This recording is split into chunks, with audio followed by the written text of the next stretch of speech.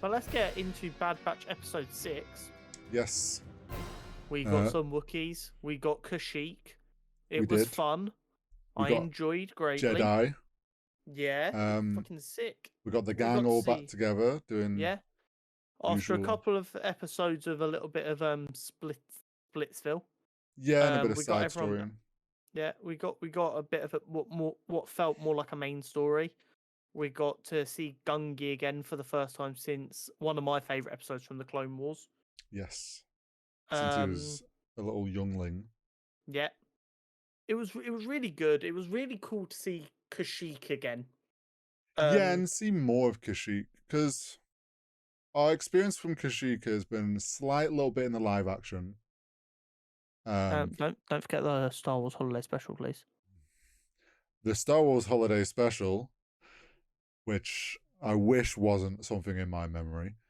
And then the only other that I know of is from Jedi Fallen Order, the game. Yeah. We've not really seen much of the Wookiee culture. We've seen little bits here and there, but never too much. We know obviously from the films and the show that like it becomes just a mining, I guess, mine for resources and get screwed. Yeah. So this is more early days, but we get to see the Bad Batch, some station run by Atlas droids, and it's basically a black market. Yeah, they're trying to sell chain codes. Yes, faked chain codes. Yeah. Tech being a little counterfeiter, selling some fake chain codes. And probably just to make some money for themselves. Probably less of a Sid job, more just a Sid recommend, oh, you could go do this and make some money. Yeah. We've got people looking for chain codes. Do you want in? Yeah. While they're being checked, classic Omega gets restless, can't help herself. That girl is always finding problems. Honestly, I love it. The bad, like, this might sound mean, but the Bad Batch would be paid off Sid, quietly under the radar, probably made bank and got out if it wasn't for Omega. Go living on some farm. Yeah, they would have been quietly away from They would have been everything. worse people. True, they wouldn't be helping all these people, but yeah, Omega definitely seems to be causing the shenanigans, which is, I mean, that's kids for you. 100%. She senses something going on, goes snooping around a black market space station, which is ballsy as fuck. You can tell that's Jango Fett's DNA.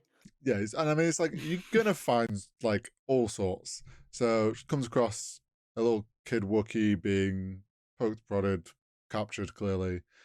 Buys him a bit of distraction for fight, whips out a lightsaber, shows himself to be a Jedi. But for those that watched the trailer for this season, knew Gungi was back. So as soon as we heard the Wookiee noises and stuff, like we knew this was going to be Gungi. Yeah. And then we got one of my favorite lightsaber designs with like the more wooden natural handle. Yeah. So good. Such a cool like take on it. So yeah, we got a bit of a fight, bit of a run, like standoff between the Bad Batch and this black market droids. Narrowly escape to the ship just in time. Yeah, and then we get a bit of interactions between like Gungi being apprehensive about the Bad Batch because obviously the clones and Order 66. He was not keen to see clones after what he's been through for the last however long. And quite clear he was on the run and trying to keep his head down. So obviously it was apprehensive, but the fact that Omega helped him, I think, obviously, and they were willing to help him get back to Kashyyyk because that's all he knew was to try and get home. So they help him get home. They arrive on a planet. We get to see that there's some clone activity, not clone, some Empire activities there. They mention it. They're being careful. I think it's the first time we really see the Bad Batch, even though it's still like kind of by accident, engaging in proper rebellion activity. Yeah, this is like the start of them doing basically doing a job that isn't for their gain.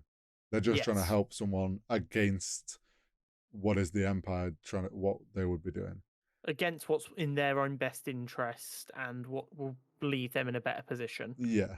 They're risking a lot for literally no gain other than getting someone home. So they come across. I forget what the lizard guys are called. Their I race. do forget that race. The only thing we've ever like before more extended Star Wars Mm, universe was one of the bounty. bounty Yeah, hunters was that race. and we Bosk, wasn't saw it? them in Clone Wars, Yes. being like bounty hunters as well. Then, so they're like And hunting Wookiees. Are they known to hunt Wookiees? I think, and yeah, like hunt animals and creatures. So they see Wookiees as just creatures. Um, so some of them burn in some like sacred ground and stuff. yeah, So burning the forest down. they have a shootout. Gungi fucking whips out the lightsaber, which is risky maneuver. Leaves. They clear that, move on, hide. Um, End up going to find some other Wookiees and what remains of a camp or tribe, one of the Yeah. many tribes on Kashyyyk. Um, but then I have to find also, like the main settlement of the yeah. Wookiees at the minute. So gets to like be reunited with his kind. Meanwhile, clones and lizard guys working together come across obviously the destroyed tank and notice Jedi marks. And the leader guy offers 10 Wookiee pelts. 100. Oh, 100 Wookiee pelts, sorry, to whoever finds the Jedi.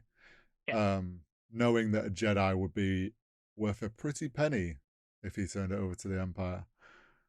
Um, Especially bearing in mind they're already working for the Empire as like yeah, fascist contractors. they can be like, oh, look what we've caught for you. I'll take my payment, please.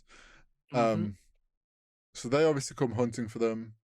Bad Batch are like, you know what? No, we're not going to leave you. We're going to be good people and stay, um, and actually help them. And like you said, doing some rebel activity. We got a bit of a fight scene, pretty fun. We got to see lots of creatures. Yeah. Um, and then The end, creepy forest giant spider things. I've yeah, not been that creeped out by a spider thing since when I was like six Lord of the years old, Rings. seeing Harry Potter and the Chamber of Oh, Secrets in cinema, my brain went to Lord of the Rings. You know, with the where you're like 90 years older than me. okay, well, But the background for that. The first ever film I saw in cinema was Harry Potter and the Chamber of Secrets, and sat directly behind me was my uncle. And as the spider is coming out for the big reveal, bearing in mind at this point I'm so young I haven't read the books yet. mm-hmm. My uncle just leans in front of me and goes, "Spider's gonna get you!" right in my ear. Oh, love it. Popcorn everywhere, floods of tears, not having a good time anymore. I actually think the first film, or the first film that I can remember seeing in the cinema, Charlie is Chaplin. no, jeez, just an attack. No, is Philosopher's Stone. Oh I saw really? the first Harry Potter in the cinema, and I Oh, also hadn't, and I still haven't read any of the books. you've Um, never read the books? no, That's wild. my sister read them all. That really hurts your nerd cred. Does it though? Because I've read Yeah, Lord of the Rings. yeah. No, I'm it's I'm just not my sure if you're allowed age. to go out and buy the Harry Potter books to read them now, though. Yeah, but I wouldn't because I don't want to support. Yeah, no, that's my point. I just don't know if you're allowed to. No. But anyway, but back to Bad Batch. Yeah, we got some creepy spider. We got to see the main bad guy, like the leader of the lizard guys, Yeah. brutally gets just like wrapped up and taken alive by these spiders. Mm-hmm. Meanwhile, Gungi and Omega are just like, yeah, cool. They're showing and like I said in take one, they're literally having this conversation. You see him getting pulled up in the Yeah, background, still screaming out for help. I'm just like, that just feels a bit much. yeah. Could You they were not have like, like was this given not us a a? different angle so that we can't see or hear him? It's like I thought this was a kids animated show. This feels more like an adult animated show. Like this Uh is huh. brutal. Not did not make me feel any better about spiders No, I can and imagine. spider and arachnid esque creatures. Um, but yeah, they Um, leave Gungi, and then I think it'd be interesting if we'll get more Jedi's rock up. I yeah. think this worked really well because obviously we knew Gungi, we'd seen him before. That There's kind of tie 16 in. episodes. Yeah, I'm okay for us to have maybe two more Jedi's. yeah. I think that's a nice amount, so we still get all our lightsaber fun. Not so much that it feels like it's just a way to shoehorn Jedi's in. And I also, I feel like with 3, you have there's not that many ways you can have a different interaction between Jedi and mhm, clones. yeah. So I think 3 probably gives you the right amount of different ways that conversation can go. I think we're gonna have, like you say, another couple. I think would be good.